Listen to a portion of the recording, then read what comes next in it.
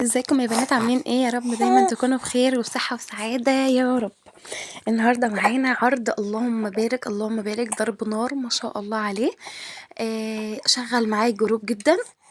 يعني اول مرة عملته بين سبع عروض، وبعد كده عملته 10، وده عملته معاكم 8.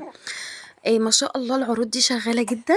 يلا نبدأ بقى في الفيديو بتاعنا. نصلي على النبي الأول، اللهم صل وسلم وبارك على سيدنا محمد. اول حاجه معانا خالص هنضرب الاسبونج. في بنات بيقولوا احنا مش بنعرف نضرب الاسبونج ازاي. بصوا يا بنات، انتوا بتحطوا مثلا 300 جرام دقيق، عليهم 3 بيضات، وعليهم ربع كوبايه ميه، وحبه صغيرين يعني اقل من النص، وعليهم اللهم صل وسلم وبارك على سيدنا محمد معلقه من المحسن وال والفانيليا. هم 4 مكونات بس: ميه وبيض وفانيليا والمحسن. تمام. مفيش اي حاجة تانية بتتحط بقى، ولا سكر ولا بيكنج باودر ولا اي حاجة. هو الحاجات دي كلها محطوطة في الاسبونج الجاهز. طبعا انت لو عندك عجان، العجان هيبقى معاكي كويس وهيديكي قوام ما شاء الله حلو. و...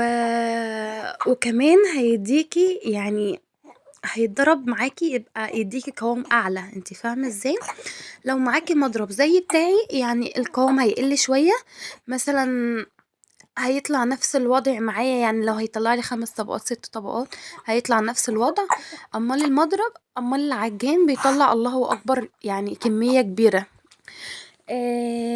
احنا معانا بقى الصينية، اللي هي مش صينية، هي حلة. بصوا، عايزة اقول لكم ان الحلل دي كلها، اي حاجة شايفينها معايا في الفيديوهات بتاعتي ألمونيا، الحاجات دي مش تبعي.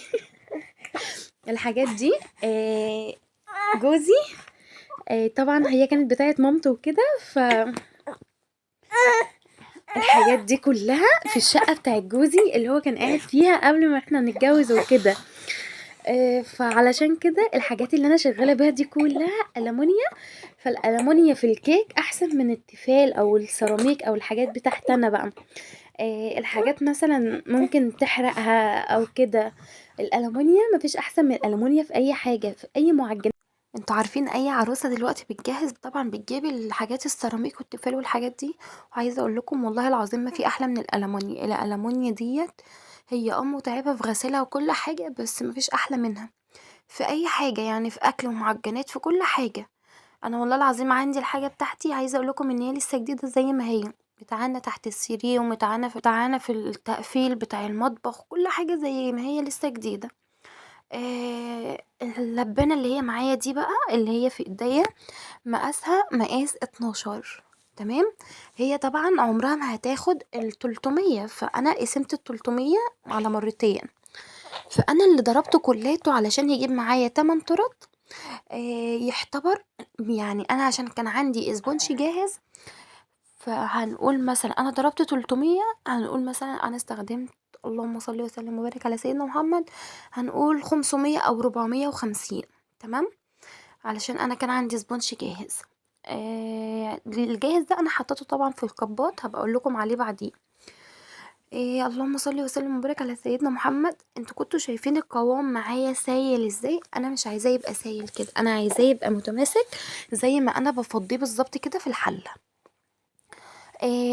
احنا هنقول مثلا بقى اللي هما في ايديا دول، مثلا بالمية جرام، هنقول 100 جرام. هم كانوا واخدين مني حبة سبونج، كانوا فاضلين مني، طلعوا لي كذا طبقة حلوين. ودول كانوا طبقتين فاضلين من التورتايه بتاع الفيديو اللي فات، اللي هم التورتيتين اللي هي الفانيليا والشوكولاتة، اللي هم كانوا بتاعت سوبرمان والرومانسية. دي كانت هما الطبقتين اللي هما الخفاف، مش الطبقتين اللي هما التقال. والطبقتين التانيين دولت برضو كانوا باقيين مني من شغل قبل كده. كنت طبعا لفاهم حلو في الكيس وحطاهم في الفريزر او في التلاجة، وعشان برضو حطاهم في الكيس ما يلقطش ريحة او يلقطوا مني اي حاجة. يا بنت اقعدي، مش عارفة اسجل منك، اصبري. معايا بقى الكبات ديت، الكبات الزغنطوطة دي. في منها كبير شوية وفي منها صغير. انا مستخدمة في العرض ده اللي هو الصغير. انا بجيب ال50 ب75. فانا هستخدم هنا، انا هعمل يعني الاسبونج كله اللي عندي. فانا كنت محتاجة كبات تانية اصلا زيادة، فهم اصلا عملوا لي حوالي 12 كب. في 3 برضه هيبقوا في الآخر كده، أنا طلعوا معايا برضه من الكيك اللي أنا خبزته. فأنا هاحتاج هنا بس 8 كبّات، يعني أنا هاحتاج 8 كبّات لل8 بوكسات اللي أنا هاطلّعهم. هاحط إيه بقى هنا على الكبّات، أنا هاحط عليها صوص فراولة وشوكولاتة شيبس وحبة كريسبي كده. فأنا هامشّي أصلًا معاكم واحدة واحدة في الفيديو كده عشان برضه إيه ما تتلخبطوش وما فيش حد ينسى حاجة ولا أي حاجة من دي. المقاس بتاع الكبّات أنا والله ما اعرفش المقاس بتاع الكبّات إيه، علشان برضه في ناس بتقوم جاية سألاني تقول لي: يا أم مسلم مقاس الكبّات. نيمت القردة بتاعتي الصغيرة وجيت لكم تاني. اللي بيقول لي بقى مقاس الكبّات، والله يا بنات أنا ما اعرفش المقاس بتاعها إيه، بس هو بيبقى مكتوب عليها من ورا. هابقى أشوف وأقول لكم إن شاء الله في الفيديو الجاي على طول. هما الكبات ديّة أدا كده 3، 3، 6، 6، 9، 12 كَب. تمام. ال12 كَب أخدوا معايا. أول حاجة أنا ضربت لهم 40 جرام كريمة. تمام. علشان هما كانوا جاهزين معايا قبل التورت وكده. فأنا قُلت هاعمل لكم التورة كلها مع بعض علشان خاطر تبقوا واخدين بالكم وشايفين الدنيا فيها إيه. ما رضيتش أعمل دُولة لوحدهم ودُولة لوحدهم. اسم الله، اسم الله، ياني اسم الله. كان عندي بقى ضيوف، جات لي ضيوف في اليوم ده، فأنا نسيت الكيكة في الفرن ونشفت. فأنا نسيتها خالص فنشفت مني. فحاولت إن أنا أقشر الجوانب كده علشان خاطر ما يبقاش فيها ولا يعني ولا كيك ناشف ولا يبقى فيها حاجة محمرية، يعني ما يكونش فيها حاجة حمرا جامد. الشوكولاتة ما شاء الله طالعة معايا حلو. الشوكولاتة اداني 5 طبقات، والفانيليا ادتني برضو 5، ادتني حوالي 6 علشان الفانيليا كانت زيادة شوية. والفانيليا اللي هما كانوا معايا الأول دول كانوا 5 طبقات. تمام. ضربتهم وعينتهم معايا لغاية ما اعمل لكم الفيديو. يوم ما انا عملت لكم الفيديو بقى كنت انا ضربت معاكم بس 300 جرام. يعني كده يعني هنقول بصوا بالكتير جدا جدا استخدمت اسم الله استخدمت يعني نص كيلو دقيق. هستخدم قد ايه كريمة، انا هستخدم كوبايتين، هنقول برضو كوبايتين ونص. تمام.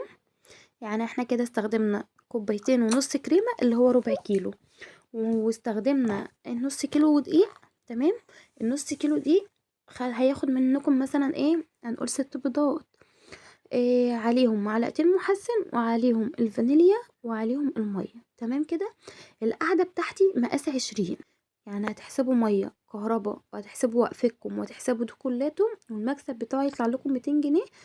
احمدوا ربنا ويعني ارضوا بقليلكم. انا لما نزلت اللهم صل وسلم وبارك على سيدنا محمد، لما انا نزلت الفيديو بتاع الميني تورته وقعدوا يقولوا لي انتي اكيد خسرانه، انتي مش بتحسبي تعبك، انتي مش عارف ايه، انا كنت كسبانه 200 جنيه وراضيه جدا بالفلوس دي. يعني حاجه بالنسبه لي، يعني حاجه حلوه مش حاجه وحشه. اهم حاجه ان انا مخسرش، اهم حاجه ان انا مثلا ضفت كل حاجة، محسن كيك بتاع الدقيق الكريمة كل حاجة، انا مفيش حاجة ان انا نسيتها او كده. العلبة يا بنات عشان اللي بيسألني انا هحطها في علبة 25 في 25. نهار ابيض. العلبة بتاعتها يا بنات هحطهم 25 في 25. تمام. عايزة اقول لكم الكب والتورتايه هما بس اللي اللي هيتحطوا في الكرتونة. ايه تاني، الكب اللي هيبقى الزيادة اللي هو التالت بتاع السيليبون ده هينحط فوق الكرتونة في الكيس. تمام. انا عايزة اقول لكم ان انا سقيت الكيك ده بحبة مية وشوية شوية جيلو فراولة علشان خاطر الكيك كان نشف مني، انا كنت سبته لتاني يوم وغطيته بس هو نشف مني. هو بيجي اصلا في الشتاء وبينشف جامد قوي. عملته بقى فخرمت ازازة كده وسقيته علشان خاطر ايه يبقى طري ويبقى حلو.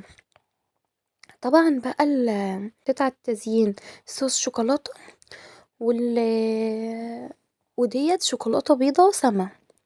طبعا عايزة اقول لكم ان انا اخدت حوالي، مش هقول لكم ب5 جنيه، هقول لكم مثلا ب10 جنيه. انا اخدت حبة صغيرين جدا ما اخدتش منها ياما. هو انا بجيب القالب كيلو ب160 جنيه، هنقول مثلا ب20 جنيه علشان اللي بيحسب يحسب حاجته كلها بزيادة. والشوكولاتة انا بجيب الكيلو ب80 جنيه، انا مش بعمله في البيت جاهز، انا بجيبه هو اللي بيبقى جاهز كده، بيبقى ما شاء الله طعمه حلو اصلا وما شاء الله جاهز. يعني انت لو جيتي حسبتيها اصلا هتيجي تعملي الصوص الشوكولاتة، هتلاقي بقى تكلفة ال2 كيلو ونص ب350. انا سأله عليها النهاردة لقيتها ب350، اللي هي العادية، اللي هي الشوكولاتة الخام العادية. هتيجي بقى تحطي عليها مثلا كريمة وهتحطي عليها لبن، وشوفي برضو بيتحط عليها ايه تاني، فهتكلفك الشوكولاتة الصوص اللي هو الشوكولاتة ده احسن بكتير من ان انت هتعمليه في البيت. اللهم صل وسلم وبارك على سيدنا محمد. انا بقى زينت بحاجات بسيطة خالص، ما اخدتش معايا حاجات كتير. وبرضو الكبات، وجبت لهم فوانيس كده ما شاء الله، كانت كيوت قوي وحلوة، كانت عجباني قوي. طلعتها اصلا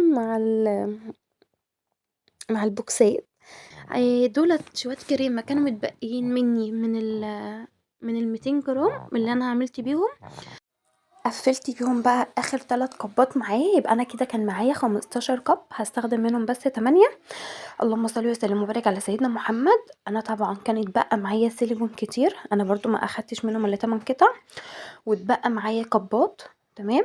طبعا انا بحت دولت لوحدهم ودولت لوحدهم، يعني انا بطلع اصلا ال5 كبات من دول الخمسة ب100، فانا طلعت 5 لوحدهم، فاتبقى معايا 2، فطلعتهم برضو مع عرض مع سينابون، وطلعت قطعة السينابون الواحدة ب30 جنيه اللي هي الصغيرة. فطبعا يعني ما شاء الله الله اكبر، انا كسبت في العرض ده حوالي، انا طلعته كله عشان تبقوا واخدين بالكم، طلعته كله حوالي ب1150 1170 في الحدود دي. طبعا المكسب بتاعه ما شاء الله كان 400 جنيه او 400 انا حاطه كل حاجه بزياده، حاطه الدقيق بزياده، حاطه الكريمه بزياده، حاطه كل حاجه بزياده. يعني انا حاطه ميه وكهرباء ونور واستهلاك وحاجات من دي 200 جنيه، فانا حاطه كل حاجه بزياده. ثواني يا سليم. وطبعا انا كان يتفضل معايا صوص من بتاع السيليبون، يعمل لي كمان نص كيلو دقيق. يعني انا كان معايا برضو ياما، انا ما كانش معايا حاجات قليله، انا كان معايا نص العلبه لسه مليان، يعني انا لو استخدمته هستخدمه لتاني نص كيلو دقيق زي اللي انا عملته. اللهم صل وسلم وبارك على سيدنا محمد. احنا هنخش على طول دلوقتي نعجن السيليبون سوا، وهقول لكم برضو انا استخدمت حاجات قد ايه واستخدمت ايه، وما استخدمتش حاجات كتير. يعني انا اللي استخدمته كلته حاجات بسيطة جدا، ما استخدمتش حاجة ياما. ما شاء الله يعني العرض ده الله اكبر الله اكبر. عايزه اقول لكم هو متعب شوية، مش شوية ياما، هو متعب حبة صغيرين، بس ما شاء الله الله اكبر كان جميل جدا. تعالى بقى نخش في مرحلة السيليبون. السيليبون بقى انا مرضتش والله اعمله لكم في فيديو تاني، حبيت ان انا اعمل لكم كل حاجة ايه في فيديو واحد. معايا نص كيلو دقيق، حطيت عليهم كيس خميرة ورشة ملح، وحطيت عليهم معلقة سكر، وحطيت عليهم كيسين فانيليا عشان خاطر البيض، وهحط عليهم 2 بيض، وهحط عليهم معلقتين لبن بودر. دي كل حاجة يعني مقادير الجافة كلها. احط عليهم برضو معلقة بيكنج باودر صغنطوطة كده، ما تكتروش في البيكنج باودر برضو عشان ما يبقاش ما يبقاش حلو. هي هتاخد معايا كوباية مية بس، انا هحط بقى في كوباية المية دي غطا، هنقول مثلا معلقة صغيرة، بلاش خطتي خالص، هنحط معلقة صغيرة بس من الخل، علشان خاطر الخل يبقى في المية كلها، ما يبقاش مثلا نحطه على العجينة يبقى في العجينة في حتة واحدة، انتوا فاهمين القصد. هنحط بقى المية معانا واحدة واحدة لغاية اما العجين ياخدها منكم، يعني يشربها منكم. في عجين بياخد مية كتير، وفي عجين ما بيحبش المية كتير. انا هعمل بعجين هخبز بمية، مش هخبز بلبن، لو حابين تعملوها بلبن براحتكم اللي انتوا عايزينه، كده او كده عادي.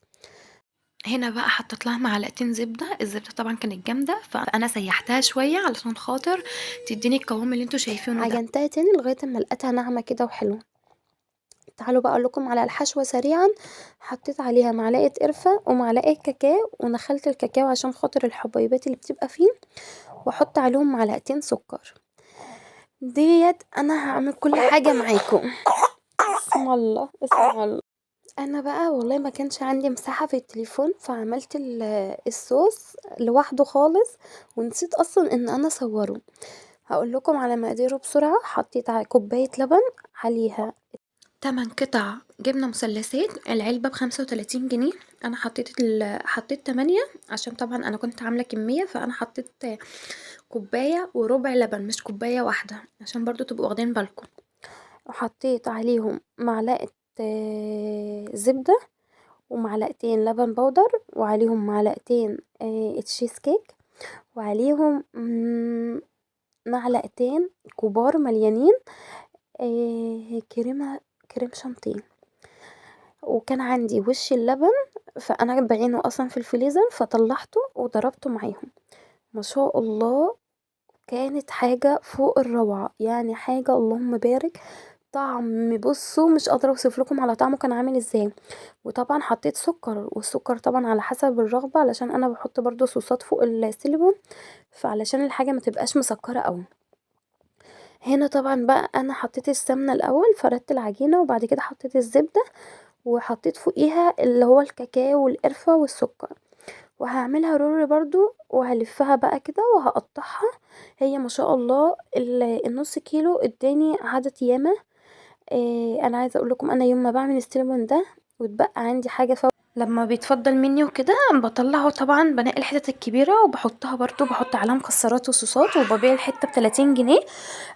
ما شاء الله بتبقى الحته حلوه برضو، بتبقى ما شاء الله متكلف عليها، فبتبقى مكسبها حلو برضو. وطبعا بقى ما بنساش بطني، يعني انا عايزه اقول لكم ان انا بعشقه بموت فيه. كنت بكره القرفه دي جدا، انا بقيت بعشقها بسبب البتاع ده. الفرشه بقى اللي احنا كنا دهنا بيها، انا هاخدها كده واحطها في الصينيه، امشيها بس في الصينيه كده، انزل منها الزبده علشان ما يلزقش في الصينيه، وتطلعوها بكل سهوله. انا مش بولع عليه الشوايه، انا هحطه في الفرن، هشغله من تحت بس. هو بقى بيحمر مع نفسه، بيستوى مع نفسه، بس طبعا هسيبه يخمر، مش بفتح عليه الشوايه خالص، بسيبه بس ايه من فوق كده من تحت. العلب اللي انا حاطه فيها ديت، انا جايبه 10 علب ب25 جنيه، العلبه ب2 جنيه ونص. ايه تاني يا ربي؟ إيه طبعا بقى انا هحط الصوص في والصينيه، اول ما تطلع كده هحط على كل واحده معلقه معلقه، وهسيبه يسيح عليها، وهقوم مغطياه لغايه بقى اما يبرد.